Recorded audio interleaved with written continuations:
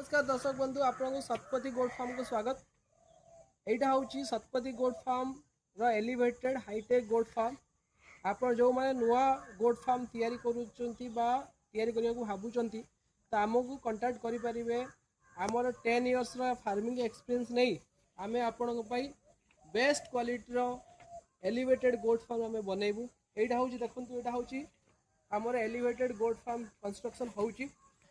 एटा पूरा कंस्ट्रक्शन हो गला परे आमे आपको जनइबू। तापर देखो सेठी आमर सेपट साइड रे आमर गोटे स्टोर हाउस कम फार्म अच्छी जो थी कि आम स्टोर हाउस यूज कर रखिपर प्लस ताको आमे फार्म भाव यूज करूँ।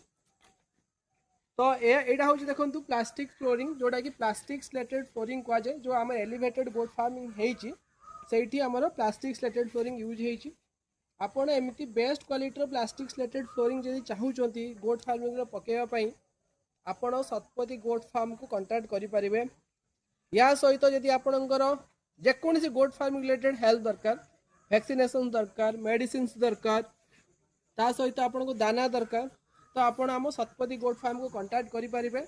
आम आपण को गोट फार्मिंग रिलेटेड सब जिनस हेल्प करूँ। इवेन जो नुआ चाषी अच्छा से मैंने फार्मिंग करिबारे बहुत असुविधा सम्मुखीन होउचंती आम ट्रेनिंग व्यवस्था करूँ। तेणु से चाहिए आम ट्रेनिंग नहीं पारे।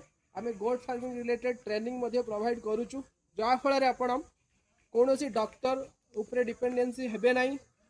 तो आप निज फार्म निजे मैनेज करें आउ आपणकर मोर्टालिटी बा मैनेजमेंट जो प्रॉब्लम होची सेटा आपण कमे पारे।